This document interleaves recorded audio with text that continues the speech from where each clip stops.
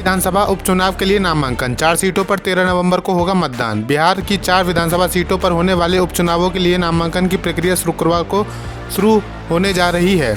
तरारी, रामगढ़, बेलागंज और में उपचुनाव की अधिसूचना निर्वाचन विभाग की ओर से जारी करने के बाद कैंडिडेट नॉमिनेशन दाखिल कर सकेंगे। नामांकन की आखिरी तारीख 25 अक्टूबर है। 4 सीटों पर 13 नवंबर को उपचुनाव की वोटिंग होगी, जिसके बाद 23 नवंबर को नतीजे आएंगे। गिरिराज सिंह की हिंदू स्वाभिमान यात्रा, पप्पू यादव बोले माहौल बिगड़ा तो लाश से गुजरना होगा। केंद्रीय मंत्री गिरिराज सिंह बिहार के भागलपुर से शुक्रवार को अपनी हिंदू स्वाभिमान यात्रा की शुरुआत की। गिरिराज की इस यात्रा से सीमांचल का सियासी पारा गरमाया हुआ है। पूर्णिया से निर्दलीय सांसद पप्पू यादव ने तो गिरिराज सिंह को चेतावनी दे दी है। उन्होंने कहा कि अगर कोसी और सीमांचल का अमन एवं सौहार्द बिगाड़ने की कोशिश की गई तो गिरिराज को उनकी लाश होकर गुजरना होगा। समर्थकों के नाम वोटर लिस्ट से हटवा रही भाजपा, कांग्रेस का आरोप। मुंबई के नरीम पॉइंट स्थित शिवसेना के मुख्य कार्यालय शिवालय में एमवीए नेताओं की शुक्रवार को प्रेस कॉन्फ्रेंस हुई। इस दौरान कांग्रेस के राज्य इकाई के अध्यक्ष नाना पटोले ने भाजपा पर गंभीर आरोप लगाए। पटोले ने कहा, हमें अपने समर्थकों से कुछ शिकायतें मिली हैं। यह बताया गया है कि सत्तारूढ़ गठबंधन स्थायी चुनाव अधिकारियों की मदद से एमवीए का समर्थन करने वाली मतदाताओं के नाम वोटर लिस्ट से हटवा रहा है। पीएम बेरोजगारी भत्ता योजना में हर महीने मिलेंगे 3500 रुपए। आपके पास भी आया मैसेज तो हो जाएं अलर्ट। सोशल मीडिया पर लिंक्स पर क्लिक करते समय सावधान रहना बेहद जरूरी हो गया है। एक वायरल मैसेज में दावा किया गया है केंद्र सरकार बेरोजगार युवाओं को हर महीने 3500 रुपए भत्ता देगी। पीआईबी ने इस दावे को फर्जी बताया और कहा कि ऐसी कोई योजना नहीं है। उपयोगकर्ताओं को संदिग्ध लिंक्स पर क्लिक करने सावधान रहने की सलाह दी गई है। सगाड़ी में मुख्यमंत्री पद को लेकर बढ़ा विवाद। शरद पवार ने जयंत पाटिल का नाम लिया। महाराष्ट्र के विपक्षी गठबंधन महाविकास अघाड़ी में मुख्यमंत्री पद को लेकर विवाद बढ़ गया है। शरद पवार ने जयंत पाटिल को मुख्यमंत्री पद का संभावित उम्मीदवार बताते हुए संकेत दिए, जिसके बाद शिवसेना और कांग्रेस की प्रतिक्रिया आई है। 20 नवंबर को मतदान और 23 को मतगणना होनी है। एक रैली में पाटिल की भावी सीएम के नारे लगने पर उन्होंने कहा, कोई केवल उठक बैठक कर मुख्यमंत्री नहीं बन सकता।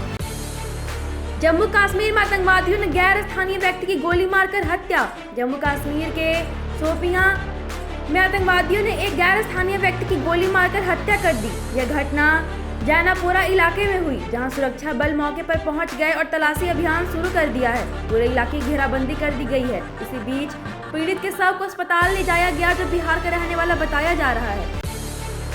नहीं, अपने को जोड़ने के लिए हिंदू स्वाभिमान यात्रा।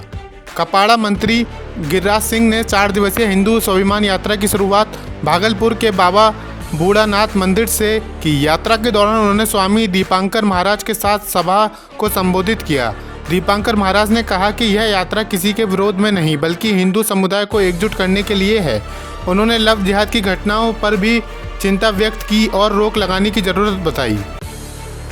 जब 12,000 फीट ऊंचे पहाड़ में फंस गए सीईसी राजीव कुमार, एक निर्जन गांव में रात बितानी पड़ी। मुख्य चुनाव आयुक्त राजीव कुमार को 12,000 फीट की ऊंचाई पर उत्तराखंड के पिथौरागढ़ में एक निर्जन गांव में रात बितानी पड़ी। उनका हेलीकॉप्टर खराब मौसम के कारण रामलाल गांव में इमरजेंसी लैंडिंग कर गया। रात गुजरने के लिए उन्हें एक झोपड़ी में रहना पड़ा, जहां बिजली और अन्य सुविधाएं नहीं थी। एक ट्रैकर ने उन्हें नूडल्स खिलाए और आग जलाने में मदद की। कुमार के पास सैटेलाइट फोन था, जिससे उन्होंने संपर्क किया। गुरमीत राम रहीम को बेआउदी मामले में कार्रवाई के आदेश दिए। हाईकोर्ट की रोक हटी। डेरा सच्चा सौदा प्रमुख गुरमीत राम रहीम सिंह को सुप्रीम कोर्ट से बड़ा झटका लगा है। शीर्ष न्यायालय ने 9 साल पुराने बेआउदी मामले में सिंह के खिलाफ कार्रवाई के आदेश दिए हैं। खास बात है कि पंजाब और हरियाणा हाईकोर्ट की तरफ से सिंह के खिलाफ कार्रवाई पर रोक लगा दी गई थी, जिसे सुप्रीम कोर्ट ने शुक्रवार को हटा दिया।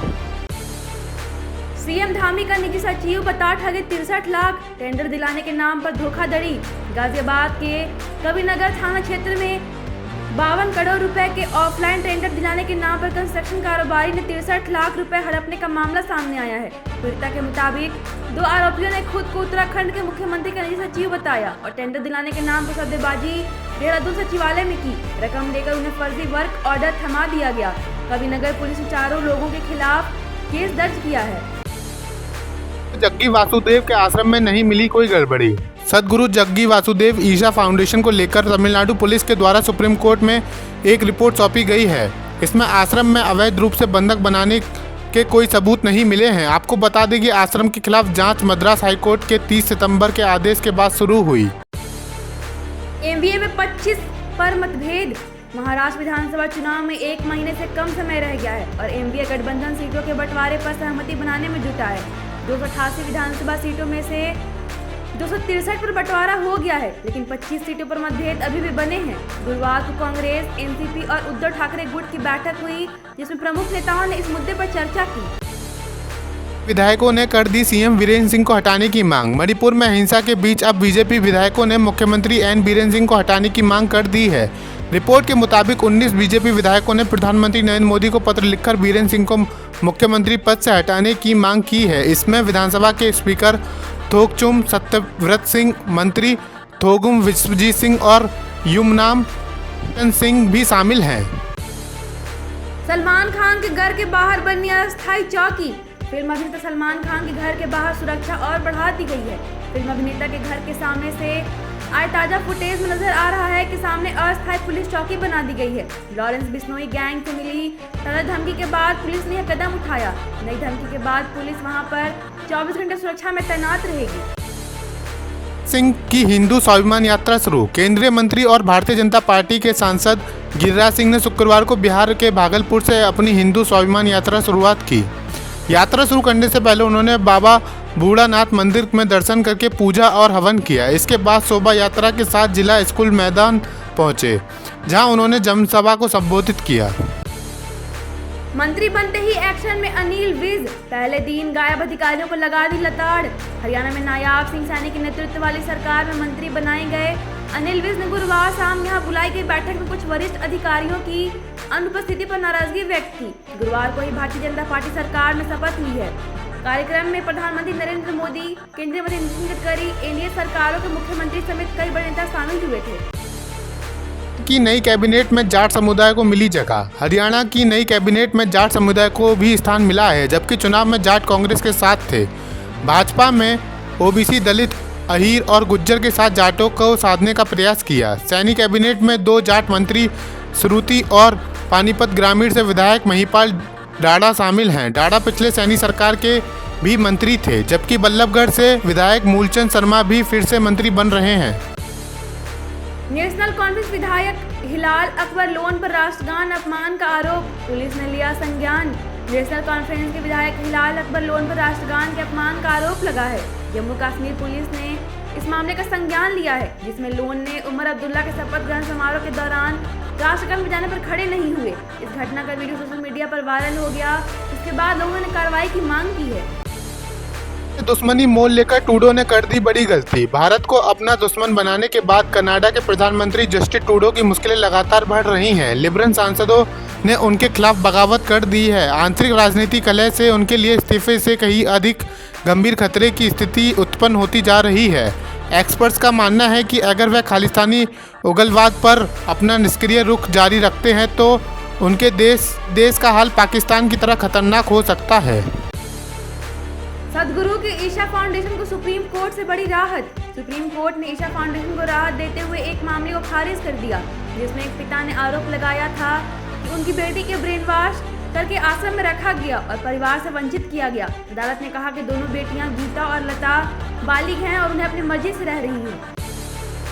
ने उठाई चुनाव तारीख बदलने की मांग। भारत निर्वाचन आयोग ने उत्तर प्रदेश की 9 विधानसभा सीटों के लिए उपचुनाव कार्यक्रम की घोषणा की है। नामांकन प्रक्रिया शुरू होगी। मतदान 13 नवंबर को होगा और नतीजे 23 नवंबर को घोषित होंगे।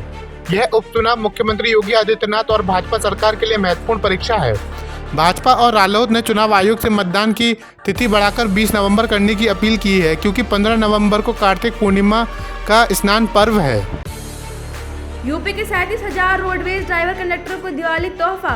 उत्तर प्रदेश राज्य सड़क परिवहन निगम के 37,000 ड्राइवर कंडक्टर दीपावली पर तोहफा मिलने जा रहा है। नई वर्दी में नजर आएंगे।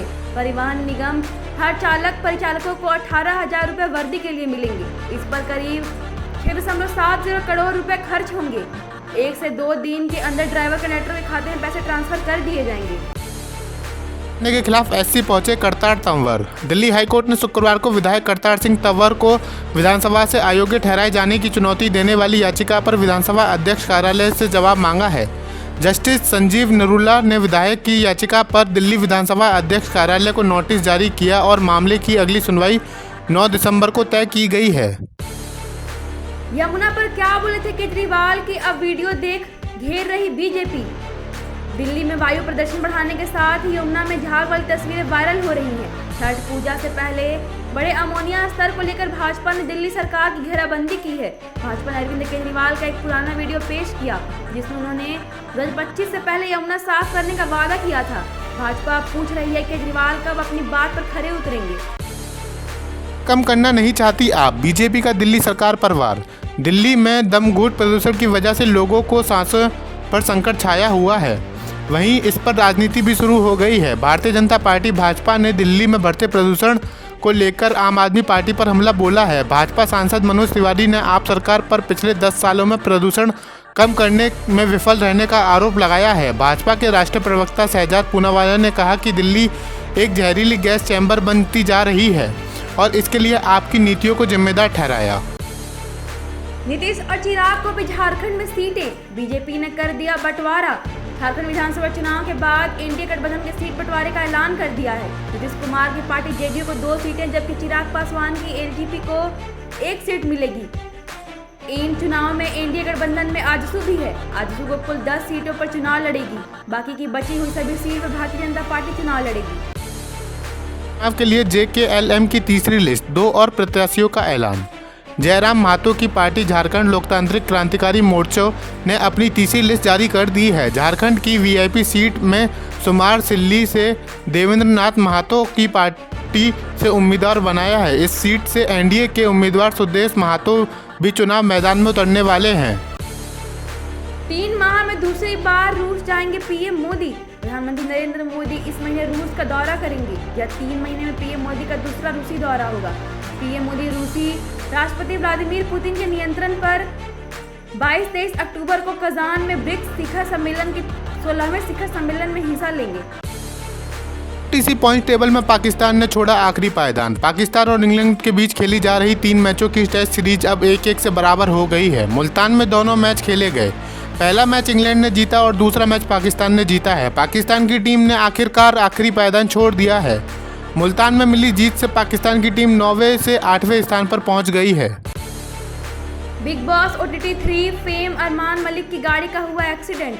Famous reality show big boss OTT 3 में नजर आ चुके फेमस यूट्यूबर अरमान मलिक को लेकर एक बड़ी खबर सामने आ रही है। अरमान मलिक की कार का भयंकर एक्सीडेंट हो गया है। एक्सीडेंट के वक्त अरमान उसी कार में सवार थे। वीडियो शेयर कर अरमान ने अपने एक्सीडेंट की खबर सोशल मीडिया पर फैंस के साथ शेयर की है। कार की हालत देखकर फैंस काफी घबरा गए हैं।